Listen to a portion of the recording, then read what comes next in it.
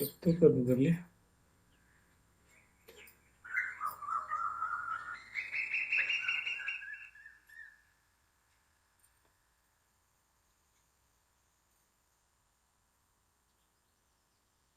ಸರ್ವಾರ್ಪಣ ಭಾವ ಮೊದಲನೇದು.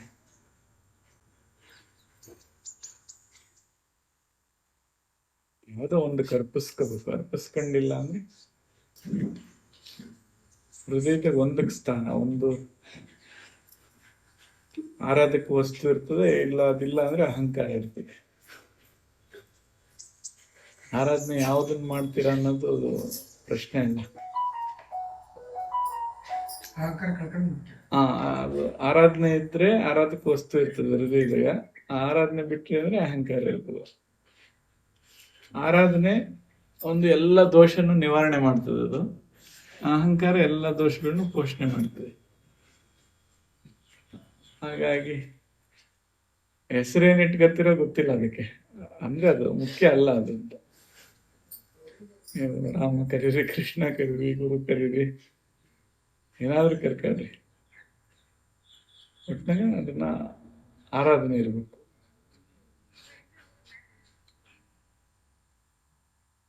ಅದಕ್ಕೆ ಸಂಬಂಧಪಟ್ಟಂಗೆ ಆರಾಧನೆಯನ್ನು ವ್ಯಕ್ತಪಡಿಸುವಂಥವು ಪ್ರಾರಂಭಿಕವಾಗಿ ಒಂದಷ್ಟು ಹಾಡ್ಕೊಂಡ್ರೆ ಅದು ಮೂಲಭೂತವಾಗಿ ಬುನಾದಿ, ಅದನ್ನ ಹಾಕೋಬೇಕು. ಅದನ್ನು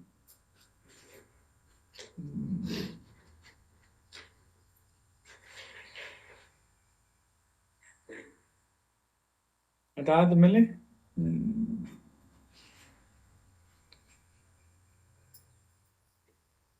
ಪ್ರಕೃತಿನ ವ್ಯವಹಾರಾತ್ಮಕವಾಗಿ ನೋಡುವಂಥದ್ದು ಒಂದು ದೃಷ್ಟಿ ಇರ್ತದೆ. ಈಗ ನನಗೆ ಇದ್ರಾಗ ಏನ್ ಸಿಗ್ತದೆ, ಇದ್ರಾಗ ಏನ್ ಸಿಗ್ತದೆ ಅಂತ ನೋಡೋದು ಒಂದು ಹಂತದ ಬೆಳವಣಿಗೆಯಲ್ಲಿ ಬರೀ ಅದೇ ನನಗೇನ್ ಸಿಗ್ತದೆ. ಈಗ ಎಲ್ಲಿ ಒಂದ್ ಮಟ್ಟಕ್ಕೆ ಹೋದ್ರು ಇಲ್ಲಿ ನನಗೇನ್ ಸಿಗ್ತದೆ ಅಂತ, ಈಗ ಜ್ಞಾನ ಸಿಗ್ತದ ಅಥವಾ ಏನಾದ್ರೂ ವಿಚಾರ ಸಿಗ್ತದ,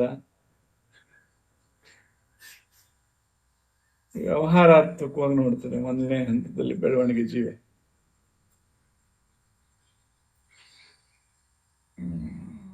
ಇನ್ನ ಅದಕ್ಕೆ ಮೀರಿದ್ರೆ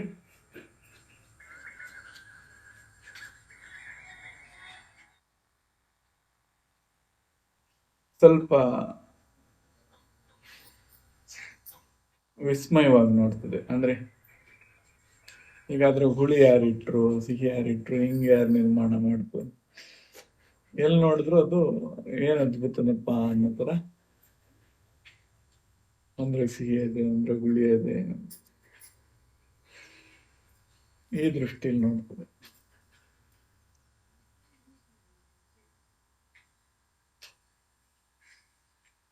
ಅದರಿಂದ ಇನ್ನೂ ಭಾವ ಮುಂದಕ್ಕೆ ಹೋದ್ರೆ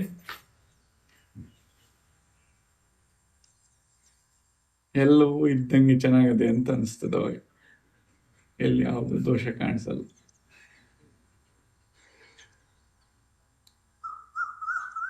ಸೊ ಪ್ರಯಾಣ ಇವನ್ ಪ್ರಾರಂಭ ಮಾಡಿದಾಗ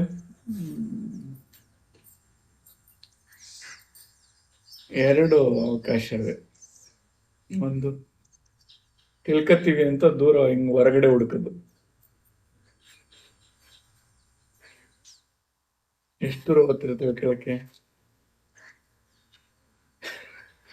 ಆಕಾಶ ದಾಟ್ದಂಗೆ ಇನ್ನು ಹೋದಂಗೆ ಎಷ್ಟು ದೂರ ಹೋದ್ರು ತಿಳ್ಕೊಳ್ಳೋದು ಹೊರಗಡೆ ತಿಳ್ಕೊಳ್ತಾ ಹೋದ್ರೆ ಅದು ಎಷ್ಟು ಹೋದ್ರು ಬಹಳ ವಿಸ್ತಾರವಾಗಿದೆ ಅಂತ ಅಂತರ್ಮುಖವಾಗಿ ಓದ್ತೀವಿ.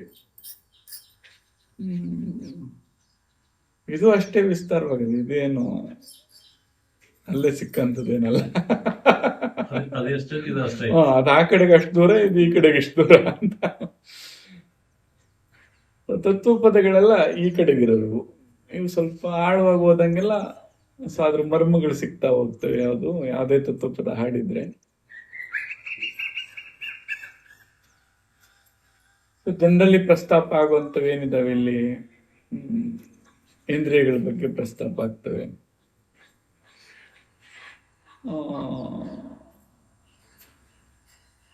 ಈ ನವದ್ವಾರಗಳ ಬಗ್ಗೆ, ಅಷ್ಟಮತಗಳ ಬಗ್ಗೆ, ಅರಿಷಡ್ ವರ್ಗಗಳ ಬಗ್ಗೆ, ಇನ್ನ 3 ಶರೀರದಲ್ಲಿರುವಂತಹ ಅವಸ್ಥೆಗಳ ಬಗ್ಗೆ,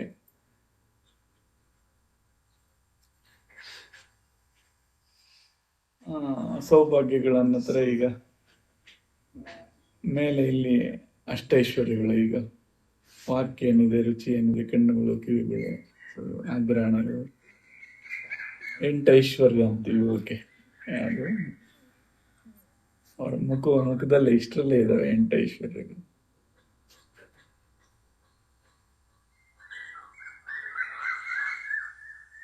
ಇನ್ನ ಇವುಗಳು ಸಂಶೋಧನೆ ಮಾಡ್ದಂಗೆ ಸ್ವಲ್ಪ ಸಾಧನೆಯಲ್ಲಿ ತೊಡಗಿಸ್ಕೊಂಡಾಗ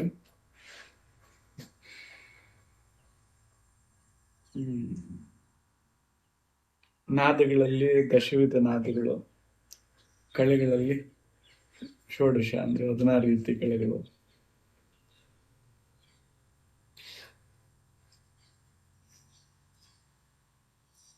ಇವುಗಳನ್ನ ಸ್ವಲ್ಪ ಸಾಧನೆಯಲ್ಲಿ ಬರುವಂತ ಲಕ್ಷಣಗಳನ್ನ ಇವನ್ನೆಲ್ಲ ಹೇಳ್ತಾ ಹೋಗ್ತಾರೆ.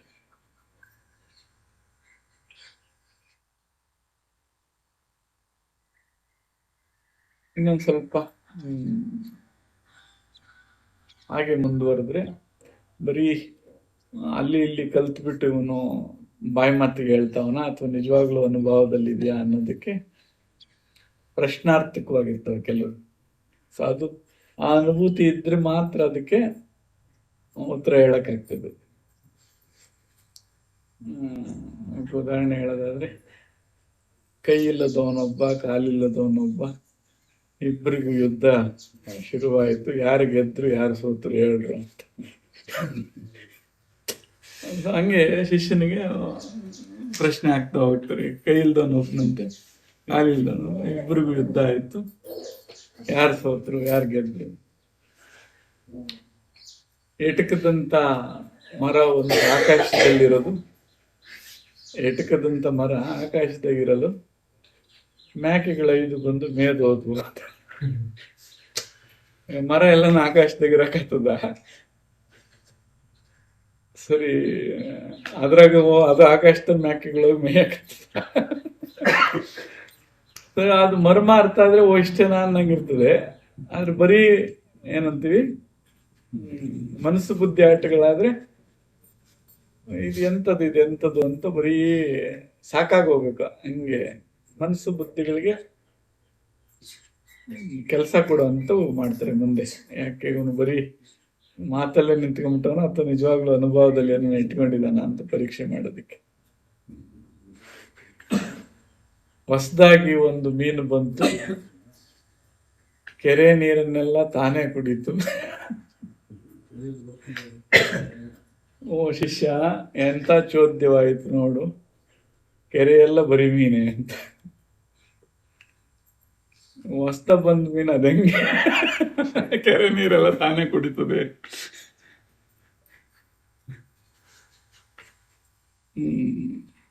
ಸೊ ಹಿಂಗೆ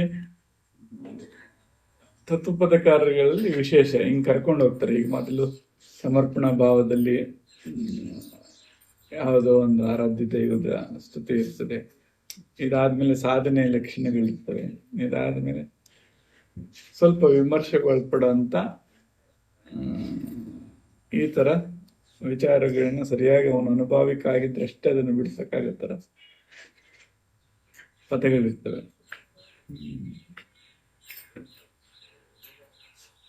ಸೊ ಇವೆಲ್ಲ ತಾನು ನೇರವಾಗಿ ಅನುಭವಿಸುವಂಥದ್ದು, ಮತ್ತೆ ನನಗೂ ಮತ್ತೆ ಅದ್ರ ಮಧ್ಯೆ ಇರುವಂತ ಸಂಭಾಷಣೆ ಇದು. ಅವಾಗೇನಾಗ್ತದೆ, ಏನೇ ಓದ್ಕೊಂಡ್ರು ಏನೇ ಆಡ್ಕೊಂಡ್ರು ಇದು ನನ್ನ ಅನುಭವ ಅಲ್ವಾ ಅಂತ ಅನಿಸ್ತದೆ. ಇದು ಹತ್ರ ತತ್ವಪದದಲ್ಲಿರುವಂಥದ್ದು ಇದೊಂದು ವಿಶೇಷ. ಈಗ ಆಡ್ಕೊಂತ ಇದ್ರೆ ನನ್ನ ಬಗ್ಗೆ ನಾನು ಆಡ್ಕೊತಾ ಇದ್ದೀನಿ, ಸೊ ನನ್ನಲ್ಲಿರೋದ್ರ ಬಗ್ಗೆ ಆಡ್ಕೊತಾ ಇದ್ದೀನಿ. ಸೊ ಅದ್ರ ಅರ್ಥನೂ ಹಾಗೆ, ತತ್ ಅಂದ್ರೆ ಅದು, ಸ್ವ ಅಂದ್ರೆ ನಾನು, ಅದು ಮತ್ತೆ ನನ್ನ ಮಧ್ಯೆ ಇರೋಂತ ಸಂಭಾಷಣೆ.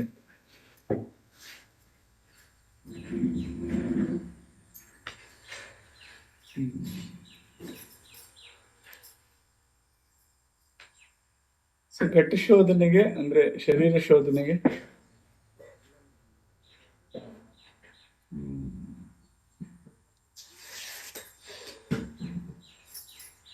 ಬೇರೆ ಬೇರೆ ಪ್ರಾಂತ್ಯದಲ್ಲಿ ಬೇರೆ ಬೇರೆ ಸಾಧನೆಗಳನ್ನ ಕೊಟ್ಟಿದ್ದಾರೆ ಗುರುಮಾರ್ಗಿಗಳವ್ರು ಏನಿಲ್ಲ.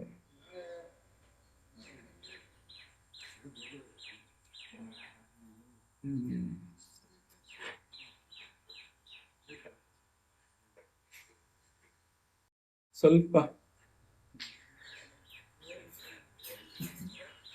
ಬೆಳಗ್ಗೆ ಹೇಳಿದಾಗ ಪ್ರಾಣಾಯಾಮಗಳನ್ನ ಒಳಗೊಂಡಂತ ಸಾಧನೆಯಲ್ಲಿ ಮುಖ್ಯವಾಗಿ ಒಂದು ಕೆಲವು ಅಂಗಗಳು. ಈಗ ಆಸನ ಅಂತಕ್ಕಂಥದ್ದು ಮೊದಲನೇ ಅಂಗ, ಅಂದ್ರೆ ಕುಳಿತುಕೊಳ್ಳುವಂತ ವಿಧಾನ, ಭಂಗಿ. ಸೊ ಇಲ್ಲಿ ಗೃಹಸ್ಥ ಜೀವನ ಪಾಲಿಸೋರಾದ್ರೆ ಅರ್ಧ ಪದ್ಮಾಸನ ಅಥವಾ ಪೂರ್ಣ ಪದ್ಮಾಸನ, ಸುಖಾಸನ ಬಳಸ್ಕೋಬಹುದು. ಒಂದು ವೇಳೆ ಗೃಹಸ್ಥ ಜೀವನದಿಂದ ಸ್ವಲ್ಪ ನಿವೃತ್ತಿ ಪಡಿಬೇಕು ಅಥವಾ ನಾವು ಬ್ರಹ್ಮಚಾರಿಗಳಾಗಿ ಉಳಿತೀವಿ ಅನ್ನೋರಿಗೆ ಸಿದ್ಧಾಸನ ಬಳಸ್ಕೊಂಡು, ಸಿದ್ಧಾಸನ ಬಳಸಿದಾಗ ಆಗ ಈ ಚಂಚಲತ್ವ ಅಥವಾ ಲೌಕಿಕ ಬಯಕೆಗಳೇನಿದಾವೆ ಇವುಗಳು ಕ್ಷೀಣಿಸ್ತಾ ಹೋಗ್ತಾವೆ, ಅದ್ರ ಬಗ್ಗೆ ಆಸಕ್ತಿ ಕಡಿಮೆ ಆಗ್ತದೆ. ಆದ್ರೆ ಅದು ಯಾರಿಗೆ ಕೊಡ್ಬೇಕು ಅಥವಾ ಇಬ್ಬರು ಅದನ್ನ ಜೊತೆಯಲ್ಲಿ ಅದನ್ನ ತಗೊಂಡೋಗ್ಬೇಕು. ಅದು ಗುರು ಆ ಜವಾಬ್ದಾರಿ ತಗೊಬೇಕು. ಸೊ ಅಂದ್ರೆ ಗಂಡ ಹೆಂಡತಿ ಇಬ್ರು ಗುರು ಮಾರ್ಗಿಗಳಾದ್ರೆ, ಸಾಧನೆ ಮಾಡೋರಾದ್ರೆ ಅದು ಪೂರಕವಾಗಿರ್ತದೆ. ಸೊ ಹಂಗಾಗ್ಲಿಲ್ಲ ಅಂದ್ರೆ ಅದು ಗುರುನೇ ಸಂಸಾರ ಹಳ್ಳ ಹಿಡಿಯೋದಕ್ಕೆ ದಾರಿ ತೋರಿಸ್ದಂಗಾಗತ್ತೆ. ಅಂದ್ರೆ ಈಗ ಇವನು ಸಂಸಾರದಲ್ಲಿ ಆಸಕ್ತಿ ಆಗದೆ ಪಾಪ ಆಕೆನ ನಡುನ ಕೇಳ್ಬಿಟ್ರೆ ಆಕೆ ಇನ್ಯಾರನ್ನ ಹುಡ್ಕೋಬೇಕಾಗತ್ತೆ. ಆಕೆನ ವಿಚಾರಣೆ ಮಾಡೋದಕ್ಕೆ ಕಾರಣ ಇವನಾಗ್ತಾನೆ. ಅದೇ ತರ ಆಕೆ ಅದರಲ್ಲಿ ಅನಾಸಕ್ತಿ ತೋರಿಸಿ ಇವನನ್ನು ಬಿಟ್ಟರೆ ಇವನು ವಿಚಾರಿ ಆಗ್ತಾನೆ. ಸೊ ಇದೆಲ್ಲಾದ್ರ ತಿಳುವಳಿಕೆ ಇಟ್ಕೊಂಡು ಗುರು ಮಾರ್ಗದರ್ಶನ ಮಾಡ್ಬೇಕಾಗ್ತದೆ. ಒಂದು ಸಂಸಾರನ ಪೂರಕವಾಗಿ ತಗೊಂಡೋಗೋದು ಬಿಟ್ಟು ಅದರಲ್ಲಿ ಇನ್ನಷ್ಟು ಗೊಂದಲ ಅನಾಹುತಗಳನ್ನ ತಿಳುವಳಿಕೆ ಇಲ್ಲದ ಮಾರ್ಗದರ್ಶನ ಕೊಟ್ರೆ ಆನಂದ ಮಾಡ್ಕೋಬೇಕಾಗಿದ್ದ ಏನು ಅನಾಹುತಕ್ಕೆ ಕಾರಣ ಆಗ್ತದೆ. ಹಂಗಾಗಿ ವಾಸ್ತವವಾಗಿ ನಾವು ಕರೆಯುವಂತ ಆ ಸಂಸಾರಕ್ಕೂ ಸಾಧನೆಗೂ ಯಾವ ಸಂಬಂಧನೂ ಇಲ್ಲ. ಅದನ್ನೇನು ಬಹಳ ಉತ್ಪ್ರೇಕ್ಷೆ ಮಾಡಿ ಹೇಳ್ಬೇಕಾಗಿಲ್ಲ. ಅದೊಂದು ವಿಕೃತ ಅನ್ನೋಂಥ ದೃಷ್ಟಿ ಸರಿಯಲ್ಲ. ಅದು ಒಂದು ಪವಿತ್ರ ದೃಷ್ಟಿನ ನೋಡ್ಬೇಕಷ್ಟೇ. ಈಗ ಮಾವಿದೆ, ಹೂ ಬಿಡುತ್ತೆ, ಹೂ ಪರಾಗಸ್ಪರ್ಶ ಆಗುತ್ತೆ, ಅದು ಹಣ್ಣಾಗ್ತದೆ. ಅದು ಹಣ್ಣು ಹೇರುವಂತ ಆ ಕ್ರಿಯೆನ ಯಾರನ್ನ ವಿಕೃತಿ ಅಂತ ನೋಡಕ್ಕಾಗ್ತದ? ಮತ್ತೆ ಮನುಷ್ಯರೆಲ್ಲ ಯಾಕದು ಆ ವಿಕೃತಿ ಅನಿಸ್ತದೆ? ಈ ಒಂದು ತಿಳುವಳಿಕೆ ದೃಷ್ಟಿ ಇನ್ನು ಮಾಂಸ ಕೂಡ ದಾಟಕ್ಕಾಗಿಲ್ಲ ಅಂತ. ಅಂದ್ರೆ ಇನ್ನೂ ಚಮ್ಮಾರ ವೃತ್ತಿಲೇ ಉಳ್ಕೊಂಡದೆ ಇದು ಅಂತ. ಅವಾಗ ಅಷ್ಟಾವಕ್ರು ಬಂದು ನಗುತ್ತಾರೆ. ಯಾರ ಸಭೆಯಲ್ಲಿ? ಜನಕನ ಸಭೆಯಲ್ಲಿ.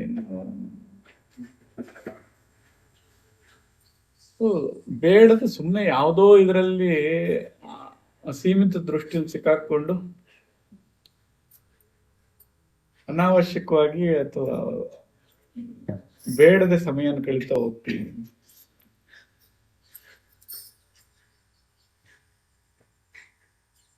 ಸೊ ಅದೆಲ್ಲದಕ್ಕಿನ್ನ ಏನು ಮುಖ್ಯವಾಗಿ ತಿಳ್ಕೊಬೇಕಾಗಿದೆ ಅದ್ರ ಕಡೆ ಗಮನ ಕೊಟ್ರೆ. ಈಗ ಹಸು ಆಯ್ತು, ಊಟ ಮಾಡಿದ್ರಿ, ಈಗ ಮತ್ತೆ ಯಾರನ್ನ ಊಟದ ಬಗ್ಗೆ ಯೋಚನೆ ಮಾಡ್ತಾ ಇದ್ರಿ. ಈಗ ಹೇಗಿದೆ ಈಗ ಮನಸ್ಥಿತಿ? ಆ ಸಂದರ್ಭಕ್ಕೆ ಏನು ಒದಗಿಸ್ಬೇಕು ಅದು ಒದಗಿಸ್ಬಿಟ್ರೆ ಅದು ಬಾಧೆ ಕಾಡಲ್ಲ. ಅದು ಈಗ ನಾನು ಹಸುವನ್ನು ಗೆದ್ದು ಬಿಡ್ತೀನಿ ಅಂತ ಹೇಳಿ ಈಗ ಉಪವಾಸ ಇದ್ರೆ ಹೆಂಗಿರ್ತದೆ? ಈಗ ಊರ್ಮಿಗಳು ಅಂತ ಕರಿತೀವಿ. ಅಂದ್ರೆ ನಿಲ್ಲಲ್ಲ, ಇವು ನಿರಂತರವಾಗಿರ್ತವೆ ಅಂತ. ಹಸು ನಿಲ್ತದ? ಜರ ಮರಣ ನಿದ್ರೆ ಇವೆಲ್ಲ ಊರ್ತಾ ಇರ್ತವೆ, ಮತ್ತೆ ತುಂಬಿಕೊಳ್ತಾ ಇರ್ತವೆ, ಖಾಲಿ ಆಗ್ತಾ ಇರ್ತದೆ. ಅದಕ್ಕೆ ಸಂಬಂಧಪಟ್ಟಂಗೆ ಆಸನದಲ್ಲಿ ಯಾವ್ದನ್ನ ಹೇಳ್ತಾ ಇದ್ವಿ, ಯಾವ್ದು ವ್ಯಸನ ಆಗ್ಬಾರ್ದು ಅಂತ ಹೇಳ್ತಾ ಇದ್ವಿ. ಅಂದ್ರೆ ಅದನ್ನ ಬಿಟ್ಟಿರಕ್ಕಾಗಲ್ಲ ಅನ್ನೋಂಥ ಪರಿಸ್ಥಿತಿ. ಊಟ ಮಾಡೋದು ನಿಜ, ಊಟ ಮಾಡೋದೇ ಜೀವನ ಆಗ್ಬಾರ್ದು ಅಂತ. ಆಮೇಲೆ ಇಂಥದೇ ಬೇಕು ಅಂಥದ್ದೇ ಬೇಕು, ಅಷ್ಟಕ್ಕೆ ತಿಳುವಳಿಕೆ ಇಟ್ಕೊಂಡಿದ್ರೆ ಸಾಕು. ಮೊದಲನೇ ಅಂಗ ಆಸನ ಅಂತ ಹೇಳಿದ್ವಿ, ಕುಳಿತುಕೊಳ್ಳುವಂಥ ವಿಧಾನಗಳು. ಈ ಕುಳಿತುಕೋಬೇಕಾದ್ರೆ ಅರ್ಧ ಪದ್ಮಾಸನ, ಪೂರ್ಣ ಪದ್ಮಾಸನ, ಮತ್ತೆ ಕೆಲವು ವಸ್ತ್ರಗಳನ್ನ ನೀಟಾಗಿ ಕೆಳಗಡೆ ಹಾಕೊಂಡ್ರೆ ಈ ಶರೀರದ ಬಿಸಿ ಕೆಳಗೆ ಹೋಗದೆ ಇದ್ರೆ ತಣ್ಣಗಾಗೋದಿಲ್ಲ. ಮತ್ತೆ ಒತ್ತಡ ಜಾಸ್ತಿ ಬೀಳದೆ ಇದ್ರೆ ಅಥವಾ ಸಮನಾಗಿ ಬಿದ್ರೆ ಬಹಳ ಹೊತ್ತು ಕುತ್ಕೊಳ್ಳೋಕೆ ಸಾಧ್ಯ ಆಗ್ತದೆ. ಹಂಗಾಗಿ ಸೊ ಅರ್ಧ ಪದ್ಮಾಸನ ಆಗಲಿ ಪೂರ್ಣ ಪದ್ಮಾಸನ ಕುಳಿತುಕೊಳ್ಳೋದಕ್ಕೆ ಸಾಧ್ಯ ಮಾಡಿಕೊಡ್ತದೆ.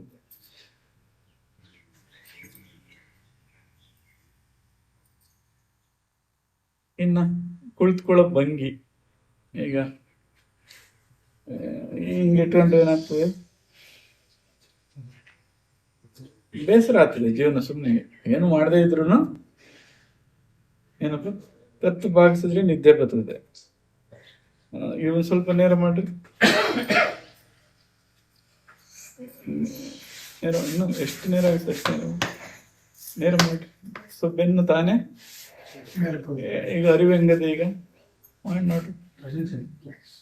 100%. ಸೊ ಇವಾಗ ಆಲಿಸುವಿಕೆ ಬರಬೇಕು ಅಂದ್ರೆ ಸ್ಪೈನ್ ಅಂದ್ರೆ ಇದು ನೇರ ಮಾಡ್ಬೇಕು. ಇದನ್ನು ಸೊ ಹೆಂಗ್ ನೇರ ಮಾಡೋ ತಂತ್ರ, ಇದನ್ನ ನೇರ ಮಾಡ್ಬೇಕು ಅಷ್ಟೇ. ಇದೇನಿದೆಯಲ್ಲ ಇದು ಎಷ್ಟು ನೇರ ಮಾಡ್ತಾರೆ.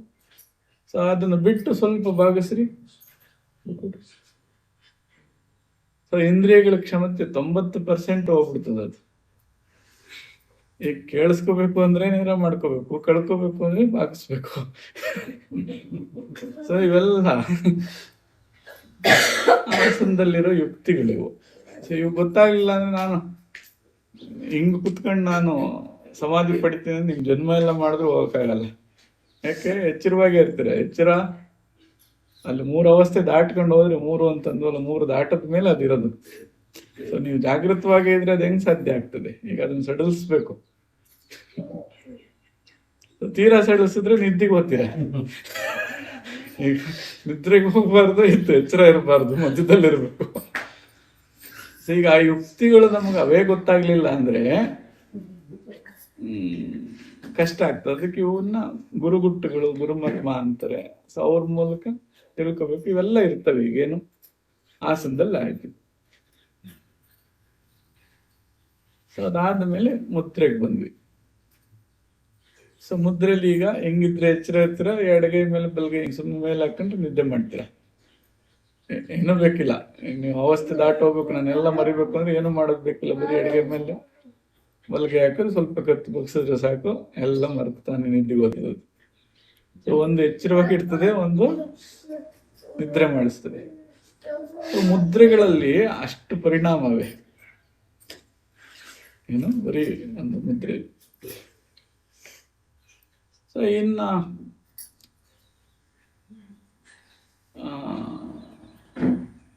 ಖೇಚರಿ, ಭೂಚರಿ, ಮಧ್ಯಚರಿ, ಇದು ನೋಡೋ ದೃಷ್ಟಿಗಳು. ಶಾಂಭವಿ, ಷಣ್ಮುಖಿ, ಇವು ಮುದ್ರೆಗಳು.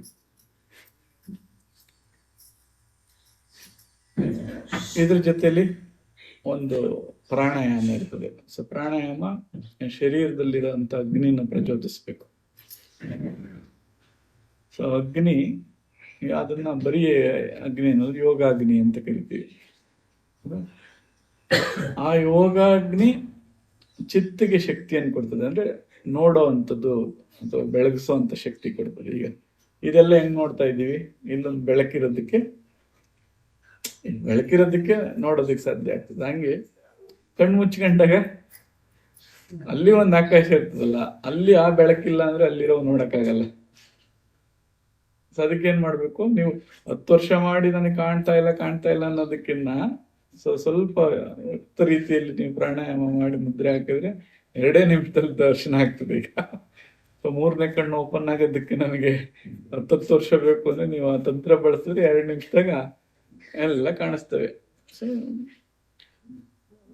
ಚಿತಾಗ್ನಿಯನ್ನ ಹೆಚ್ಚು ಮಾಡೋದಕ್ಕೆ ಸ್ವಲ್ಪ ಪ್ರಾಣಾಯಾಮಗಳಿರ್ತವೆ. ಅದಾದ್ಮೇಲೆ ಈಗ ಶರೀರದಲ್ಲಿರೋ ಬೇರೆ ಬೇರೆ ಸ್ಥಾನಗಳನ್ನ ಗುರುತಿಸಿ ಅಲ್ಲಿ ಗಮನನ್ನಿಟ್ರೆ, ಆಗ್ಲೇ ಹೇಳ್ತಾ ಇದ್ದಲ್ಲಪ್ಪ, ಹಾರ್ಮೋನ್ ವೈಪರೀತ್ಯದಿಂದ ಆಗಿರೋಂಥ ಈ ಚಂಚಲತ್ವ ಅಥವಾ ಬೇರೆ ಪರಿಣಾಮಗಳು ಷಡ್ವರ್ಗ ಅಂತ ಏನು ಕರಿತೀವಿ ಅವೆಲ್ಲ ಸ್ಥಿಮಿತಕ್ಕೆ ಬರ್ತಾವ. ಸೊ ಆ ಸ್ಥಾನದಲ್ಲಿ ಮೂಲಾಧಾರದಿಂದ ಹಿಡಿದು ಸಹಸ್ರಾರದವರೆಗಿನ ಆ ಸ್ಥಾನದಲ್ಲಿ, ಈಗ ಮೂಲಾಧಾರದಲ್ಲಿ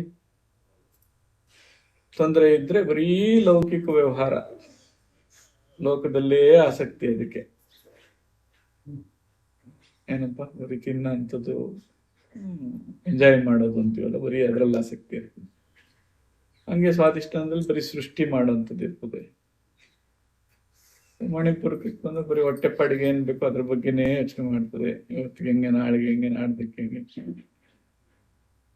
ಈ ಎಲ್ಲಾ ದೋಷಗಳನ್ನ ಸರಿ ಮಾಡ್ಕೊಂಡ್ರೆ ಬ್ಯಾಲೆನ್ಸ್ ಸಿಗ್ತದೆ. ಅದರಿಂದ ಯೋಗದಿಂದ ಅದನ್ನ ಕಡಿಮೆ ಮಾಡ್ಕೊಳ್ಳೋದು ಅಂತ ಮಾತಾಡ್ತಾ ಇದ್ವು.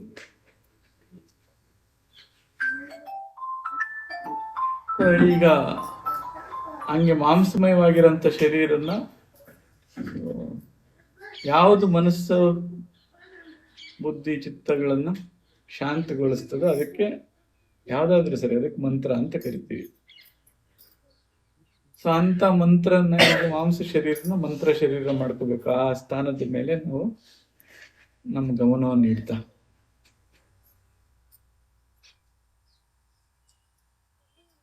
ಸೊ ಈಗ ಆತರ ಸಾಧನೆ ಮಾಡಿದ್ರೆ ನಮಗೆ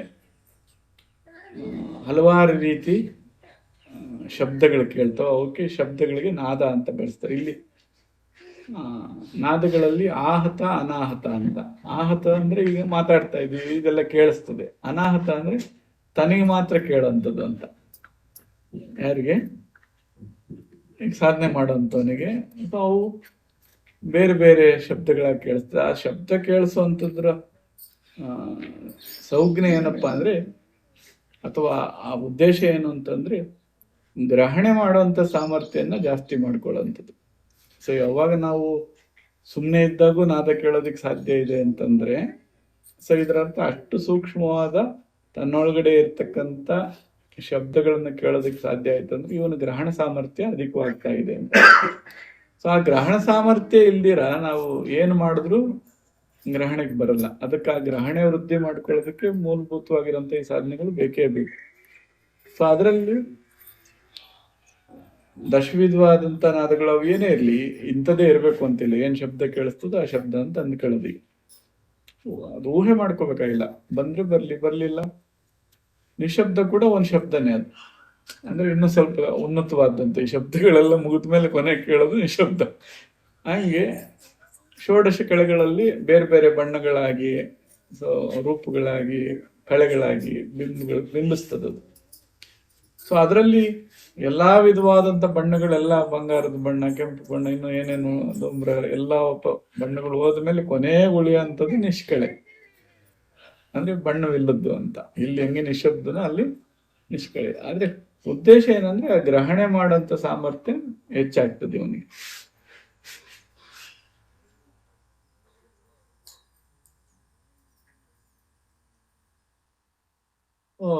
ಮಂತ್ರ, ಮುದ್ರೆ, ಆಮೇಲೆ ಗಮನ. ಸೊ ಅಲ್ಲಿಗೆ ಎಷ್ಟು ಅಂಗಗಳಿದಾವೆ ಒಂದು ಸಾಧನೆಯಲ್ಲಿ? ಆಸನ ಇದೆ, ಸೊ ಮುದ್ರೆ ಇದೆ, ಮಂತ್ರ ಇದೆ, ಪ್ರಾಣಾಯಾಮ ಇದೆ, ಗಮನ ಇದೆ. ಸೊ ಇಷ್ಟು ಅಂಗಗಳು ಒಟ್ಟಾಗಿದ್ದಾಗ ಅದಕ್ಕೆ ಸಾಧನೆ ಅಂತ ಕರೀತೀವಿ. ಸೊ ಇದನ್ನ ಎಷ್ಟು ಮಾಡಬೇಕು ಅಂತ, ಈಗ ಜಾಸ್ತಿ ಮಾಡಿದ್ರಿ ಅಂತ ಅನ್ಕೊಳ್ಳೋಣ. ಈಗ ವಿಶುದ್ಧಿಲಿ ಮಾಡ್ತಾ ಇದ್ದೀರ, ಹೆಚ್ಚಾಗಿ ಮಾಡ್ಬಿಟ್ರೆ ಹೈಪರ್ಥೈರಾಯ್ಡ್, ಕಡಿಮೆ ಮಾಡಿದ್ರೆ ಹೈಪೋಥೈರಾಯ್ಡ್. ಸೊ ಅದಕ್ಕೆ ಎಷ್ಟು ಬೇಕೋ ಅಷ್ಟು ಅಂತ. ಗೊಬ್ಬರ ಹಾಕದ್ ಹೇಳ್ಕೊಟ್ಟವ್ರೆ ಅಂತೇಳಿ ಲೋಡ್ ತಗೊಂಬಂದ್ ಸುರಿದು ತಗೊಂಬಂದು ಒಂದು ಟ್ರ್ಯಾಕ್ಟರ್ ನೀರು ಟ್ಯಾಂಕ್ ನೀರು ಹಾಕಿದ್ರೆ ಏನಾಗ್ತದೆ. ಹಂಗಾಗಿ ಎಷ್ಟು ಪ್ರಮಾಣ ಮತ್ತೆ ನಿರಂತರತೆ. ಇವತ್ತು ಹಾಕ್ಬಿಟ್ಟೆ ಇನ್ನು 3 ವರ್ಷಕ್ಕೆ ಹಾಕ್ತೀನಿ ಅನ್ನೋದಲ್ಲ. ಸೊ ಎಷ್ಟು ಪ್ರಮಾಣ ಹಾಕ್ಬೇಕು ಮತ್ತೆ ನಿರಂತರವಾಗಿ ಅದು ಪೋಷಣೆ ಮಾಡಿ ದೊಡ್ಡ ಮರ ಆದ್ಮೇಲೆ ಇನ್ಯಾವ ಮೇಕೆಗಳು ಮೇಯಕ್ಕಾಗಲ್ಲ. ಅದು ಸಣ್ಣಗಿದ್ದಾಗ ಅದನ್ನು ಮೇಯ್ಬೋದು. ಹಾಗೆ ಹಂತವಾಗಿ ಗುರುಮುಖಿ ನಾವು ಕಲ್ತ್ಕೊಂಡು ಅವ್ರ ಬೆಳವಣಿಗೆ ಆದಂಗೆಲ್ಲ ಮುಂದಿನ ಹಂತಕ್ಕೆ ಬೆಳೆಸ್ಕೊಳ್ತಾ ಹೋಗ್ತಾರೆ. ಇಲ್ಲ ಅಂದ್ರೆ ಹೇಳಿದ್ದು ಗ್ರಹಣಕ್ಕೆ ಬರಲ್ಲ. ಸಕ್ಕರೆ ಒಂದ್ಸಲಿ ತಿನ್ಸಿದ್ರೆ ಅವ್ರು ಸಕ್ಕರೆ ಅಂದ್ರೆ ಬರ್ತದೆ. ಈಗ ಬರೀ ಮಾತನಾಗ ಸಕ್ಕರೆ ಅರ್ಥ ಮಾಡ್ತದೆ ಈಗ. ಸೊ ಒಂದು ಹಂತದ ಪ್ರಾರಂಭಿಕ. ಇದು ಮಾಡ್ತಾ ಮಾಡ್ತಾ ಇದನ್ನ ಪಾತ್ರೆ ತೊಳೆಯೋದು ಅಂತೀವಿ. ಪಾತ್ರೆ ಸೊ ತಿಕ್ಕದ್ರೆ ಎಷ್ಟಾಗಬೇಕು ಅಂದ್ರೆ ಇನ್ನ ಬಂಗಾರ ಆಗೋಬೇಕು, ಇನ್ನೇನು ಗಲೀಜ್ ಆಗ್ಬಾರ್ದು ಮತ್ತೆ ಅನ್ನಷ್ಟು ತಿಕ್ಕಬೇಕಿಲ್ಲ. ಇಲ್ಲ ಅಂದ್ರೆ ಇದಕ್ಕೆ ಹಾಲು ಹಾಕಿದ್ರೆ ಕೆಟ್ಟೋಗ್ಬಿಡ್ತದೆ. ಸೊ ಹಾಲು ಕರೆಯಕ್ ಮುಂಚೆ ಹೆಂಗಿರ್ಬೇಕು ಪಾತ್ರೆ, ಹಂಗೆ ದಾರಿ ಶುದ್ಧ ಮಾಡ್ಕೊಳ್ಳೋದು ಅಂತೀವಿ ಇದನ್ನು. ಸೊ ಮೊದಲು ಶರೀರನ ಒಂದು ಸಜ್ಜು ಮಾಡ್ಕೊಳ್ಳೋದಕ್ಕೆ ಇದು ಪ್ರಾರಂಭಿಕ ಹಂತ. ಆಯ್ತು, ಹಾಲು ಕರೆದ್ವಿ, ಅದರಲ್ಲಿ ಇವಾಗ ಉಳಿತದೆ. ಕರೆದು ಬಿಟ್ರೆ ಹಂಗೆ ಬರ್ತದ ಅಂತ ಕಾಯಿಸ್ಬೇಕು. ಸೊ ಸರಿಯಾದ ರೀತಿಯಲ್ಲಿ ಸಾಧನೆ ಮಾಡೋದು. ಕಾಯಿಸೋದು ಅಂದ್ರೆ ಕಮರೋಗಂಗೆ ಕಾಯಿಸೋದಲ್ಲ. ಎಷ್ಟು ಕೊಡ್ಬೇಕು ಅವ್ರು ಆ ಪ್ರಮಾಣ ಹೇಳ್ಕೊಟ್ಟಿರ್ತಾರೆ, ಇದಿಷ್ಟೇ ಅಂತ. ಕಾಯಿಸ್ಕೊಂಡೇ ಇಟ್ಬಿಡೋದ ಏನಪ್ಪ, ದಿನ ಎಲ್ಲ ಕಾಯಿಸೋ ಕೆಲಸ ನನ್ನ ಆರಕ್ಕೆ ಬಿಡೋದು. ಆರಕ್ಕಿರ್ಬೇಕು. ಕರೆಕ್ಟ್ ಮೇಲೆ ಸ್ವಲ್ಪ ತಿಳಿ ಹಾಕೋದಕ್ಕೆ ಹೋಗ್ತದೆ. ಅಲ್ಲಿ ಗುರುಮಂತ್ರ ಅನ್ನೋಂಥದ್ದು ಏನಿದೆ ಅದು ಹೆಪ್ಪಾಕದು. ಹೆಪ್ಪಾಕಿದ್ರೆ ಕಾಣ್ದಂಗೆ ಮೊಸರು ಆಗ್ತದೆ.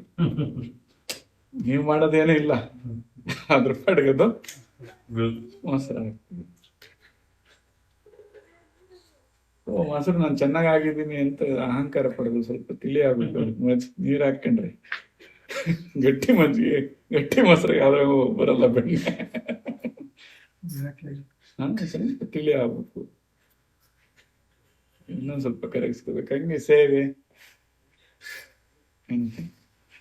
ಅವಕಾಶಗಳು ಸಿಕ್ಕಿದಾಗ ಸೇವೆ ಮಾಡ್ಬೇಕು, ಸೇವೆ ತೊಡಗಿಸ್ಬೇಕು. ಸೊ ಅವೆಲ್ಲ ತಿಳಿ ಆಗಂತದ್ದು, ಕರಗಂತದ್ದು ಸ್ವಲ್ಪ ಇರ್ತವೆ. ಯಾರೇನೋ ಬಂದ ತಕ್ಷಣ ನಮಸ್ಕಾರ ಹಾಕೋದು, ಏನಪ್ಪ ಗಟ್ಟಿಯಾಗಿದ್ದೀನಿ ಭಕ್ತಿ ಬಲ್ತದೆ ಅಂತ, ಭಕ್ತಿ ಬಲ್ತೋಗದೆ ಅಂತೇಳಿ.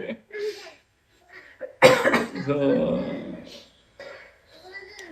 ಎಲ್ಲ ಗುರು ಸ್ವರೂಪ ತಾನೆ. ಅದು ಅಹಂಕಾರ ಏನಿದೆ, ನಾನು ಇವ್ರಿಗೆ ಮಾತ್ರ ಹಾಕೋದು, ಅವ್ರಿಗೆ ಹಾಕಲ್ಲ, ಇವ್ರಿಗೆ ಅಂದ್ರೆ ಹಳೆಯಷ್ಟು ಮಹಾಗುರು ಆಗೋಗ್ಬಿಟ್ಟು ನೀವು. ಅವಾಗ ಎಲ್ಲಾರನು ಹಳೆಯಷ್ಟು ಮಹಾಗುರು ಆಗ್ಬಿಟ್ಟನಲ್ಲ. ಹೀಗಾಗಿ ತಿಳಿ ಆಗ್ಬೇಕು ಒಂದು ಸ್ವಲ್ಪ. ಹಂಗ ಸರಿಯಾದ ಗುರುಗಳ ಹತ್ರ ಇದ್ರೆ ಸ್ವಲ್ಪ ಕಡಿತಾರೆ, ಸುಮ್ಮನೆ ಇಟ್ರಾಗಲ್ಲ. ಅದನ್ನ ಅಂತ ಹೇಳಿರ್ಬೇಕು, ಕಡಿಸ್ತಾರೆ. ಆಮೇಲೆ ಕಡ್ಕೊಂಡೇ ಇರೋದಲ್ಲ, ಅದನ್ನು ಬಿಟ್ರೆ ಮತ್ತೆ ಎಣ್ಣೆ ಹಾಕಿದ್ರೆ ಸ್ವಲ್ಪ ಕಾಯಿಸಿದ್ರೆ ತುಪ್ಪ ಹಾಕಿದ್ರೆ ಮತ್ತಿನ್ನು ಕೆಡಲ್ಲ. ಹಂಗೆ ಸಾಧನೆಯಲ್ಲಿ ಇದು ಏನದು ಪಾತ್ರೆ ತೊಳೆ ಕೆಲಸ ಇವಾಗ ಇವೆಲ್ಲ.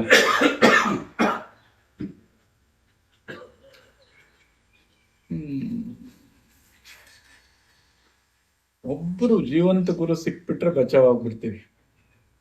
ಇಲ್ಲ ಯಾವ ಟೈಮಾಗ ಕಡಿಬೇಕು, ಯಾವ ಟೈಮಾಗ ಹೆಪ್ಪಾಕೋದಂದ್ರೆ ಸಾಮಾನ್ಯನ ಅದು. ಏನಪ್ಪ ಪಾತ್ರೆನೇ ಸರಿ ಇಲ್ಲ ಅಂದ್ರೆ ಹೋಯ್ತಾ, ಎಂತ ಹಾಲು ಕರೆದ್ರೇನು ಎಂತ ಸ ಇದ್ರೇನು ಆಗಲ್ಲ, ಅದು ಕೆಟ್ಟದ್ದು. ಕಾಯಿಸ್ಕೊಂಡೇ ಇದ್ರೆ ಆತದ, ಮಾರ್ಗದರ್ಶನ ಬೇಕಲ್ಲ, ಸಾಕು ನಿಲ್ಸು ಅಂತ ಹೇಳೋದು ಇರ್ಬೇಕಲ್ಲ. ಅದನ್ನ ಸ್ವಲ್ಪ ಕೆನೆ ಆದಾಗ ಅದು ಕರೆಕ್ಟ್ ಅದು ಮಾರ್ಗದರ್ಶನ ಕೊಟ್ಟು ಎಪ್ಪಾಕೋದು ಇರ್ಬೇಕು. ಇದೆಲ್ಲ ಯಾವಾಗ ಸಾಧ್ಯ? ಒಬ್ಬ ಜೀವಂತಕರು ಅದನ್ನೆಲ್ಲ ಹೆಂಗ್ ಬೆಳವಣಿಗೆ ಆಗ್ತಾ ಇದೆ ಅಂತ ನೋಡ್ತಾ ಇರ್ಬೇಕು. ಹಂಗಾಗಿ ಗುರುನ ಆಯ್ಕೆ ಮಾಡ್ಕೊಂಡು ಹೋಗಿ ಹೆಂಗ್ ಆಯ್ಕೆ ಮಾಡ್ಕೋಬೇಕು ಅಂತ ಹೇಳ್ತಾರೆ. ದೊಡ್ಡ ದೊಡ್ಡ ಗುರುಗಳು ಖರ್ಜೂರ ಮರ ಇದ್ದಂಗೆ ಅಂತ ಹೇಳ್ತಾರೆ ಕಬೀರ್. ಮರನು ಎತ್ತ ನೆರಳು ಆಗಂಗೆ. ಅಂದ್ರೆ ಅವ್ರು ಎಷ್ಟು ದೊಡ್ಡ ಗುರುಗಳು ಅಂತ ಎಷ್ಟು ದೊಡ್ಡ ಇರ್ಬೋದು. ನೀವು ಮಾತಾಡಿಸ್ಬೇಕು ಅಂದ್ರೆ ಹತ್ರಕ್ಕೂ ಹೋಗಂಗಿಲ್ಲ, ಒಂದ್ ಪ್ರಶ್ನೆ ಕೇಳಂಗಿಲ್ಲ. ಯಾವಾಗ 1 ವರ್ಷಕ್ಕೆ 2 ವರ್ಷಕ್ಕೆ ದರ್ಶನ ಭಾಗ್ಯ. ಸೊ ಈಗ ಒಳಗಡೆ ಇರೋ ಸಂಶಯನ ಹೆಂಗ್ ಬಗೆಹರಿಸ್ಕೊ ಹಣ್ಣು ಸಿಕ್ಕಲ್ಲ ನನಗೆ, ಅದು ಸುಮ್ನೆ ನೋಡಕ್ ದೊಡ್ಡ ಮರ ಏನಪ್ಪ. ಹಂಗಾಗಿ ಗುರುಗಳ ಆಯ್ಕೆ ಅನ್ನೋದು ಹೆಂಗಿರ್ಬೇಕು ಅಂದ್ರೆ ನನಗ್ ಸಮೀಪ ಇರ್ಬೇಕು. ಏನಪ್ಪಾ ಅದು ಗುರುಗಳು ಯಾವಾಗ ಸಿಗ್ತಾರೆ ಅಂದ್ರೆ ಅವನು ನಾನ್ ಸಿದ್ಧ ಆದಾಗ ಅವ್ರು ಸಿಗ್ತಾರೆ ಅಂತ. ಗುರುಗಳು ಇಲ್ಲೇ ಇದ್ರು, ನೀವು ಸಿದ್ಧ ಆದಾಗ ದರ್ಶನ ಆಗ್ತದೆ ಅಂತ. ಅಲ್ಲಿವರೆಗೂ ಮಧ್ಯಾಹ್ನ ಇರ್ತಾರೆ, ಮಾಮೂಲಿ ಪ್ಯಾಂಟ್ ಶರ್ಟ್ ಹಿಂಗೆ ಹಾಕೊಂಡಿದ್ರು ಇರ್ಬೋದು, ಅವ್ರ ಹೊತ್ತಾಗನೇ ಇರ್ಬೋದು, ಹಿಂಗೆ ಇರ್ಬೇಕು ಅಂತ ಏನಿಲ್ಲ. ಕಲಿಯುವಂತವನ್ ಸಿದ್ಧ ಆದಾಗ ಅವರು ಪ್ರತ್ಯಕ್ಷ ಆಗ್ತಾರೆ.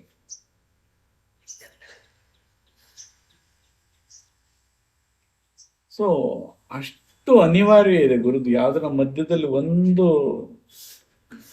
ನನಗೆ ನಾನೇ ಮಾಡ್ಕೊತೀನಿ ಅಥವಾ ನಾನು ಮಾಡ್ಕೊಂಡ್ರೆ ಎಲ್ಲ ಆಗ್ತದೆ ಅನ್ನೋಂಥದ್ದಲ್ಲ. ಆಗ್ಬೋದು, ಆದ್ರೆ ಬಹಳ ಸಮಯ ತಗೊಳ್ತದೆ. ಈಗ ಒಂದೊಂದ್ಸಲಿ ಹೆಂಗಾಗ್ತದೆ ಅಂದ್ರೆ ಕೆಟ್ಟಿರೋ ಬದುಕನ್ನು ಸರಿ ಮಾಡಕ್ಕೆ ಗುರುಗಳು ಸಾಕಾಗುತ್ತದೆ. ಏನು ಕಲಿದಿರ ಇರೋ ಬಂದ್ರೆ ಅವ್ನು ಬಹಳ ಬೇಗ ತಲುಪ್ತಾನೆ. ಒಂದಷ್ಟು ಕಲ್ತು ಬಂದೆ ಅಂದ್ರೆ ಅವನ್ನ ಕಲ್ಸೋದಷ್ಟಕ್ಕೆ ಸಾಕಾಗ್ತದೆ. ಕಲ್ತಿರೋದನ್ನ ಅಥವಾ ಏನೇನೋ ಕಲ್ತಿರೋದನ್ನ ಅದನ್ನ ತೆಗೆದಾಕೋದೈತಲ್ಲ, ಕಲ್ಸೋದಕ್ಕಿಂತ ಬಹಳ ದೊಡ್ಡ ಕಷ್ಟ ಅದು. ಫಸ್ಟ್ ಅದನ್ನ ಇರೋವನ್ನ ಹೊಸ ಐಟಮ್ಸ್ ಆದ್ರೆ ನೀಟಾಗಿ ಜೋಡಿಸ್ಬಿಟ್ಟು ಪಟ್ ಪಟ್ ಪಟ್ ಮಾಡ್ಬೋದು. ಇವೆಲ್ಲ ಕಷ್ಟಗಳಿರ್ತಾವ ಪಾಪ ಅವ್ರಿಗೇನೆ.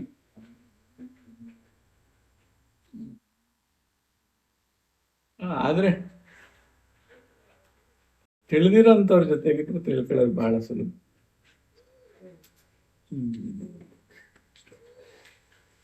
ಕನಿಷ್ಠ ಪಕ್ಷ ಹಿಡ್ಕೊಂಡಿರೋದು ಸತ್ಯನಾ ಅಂತ ಕೇಳಿದ್ರೆ ಹ್ಞೂ ಅಂತ ಹೇಳಕ್ಕಾದ್ರೂ ಬೇಕು.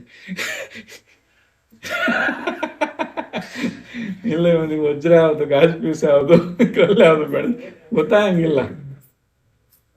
ಸೊ ಆ ಸೌಜ್ಞೆಗಾದ್ರೂ ಬೇಕಾಗ್ತದೆ. ಸಾಕಲ್ಲಿರೋ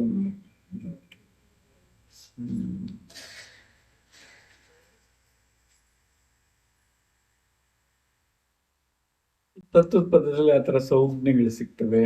ಸೊ ಆಮೇಲೆ ಅನುಭವಗಳಿಗೆ ಓ ಹಿಂಗೆಲ್ಲ ಇದೆಯಲ್ಲ ಅನ್ನೋಂಥ ಕುತೂಹಲ ಕೆರಳಿಸ್ತದೆ.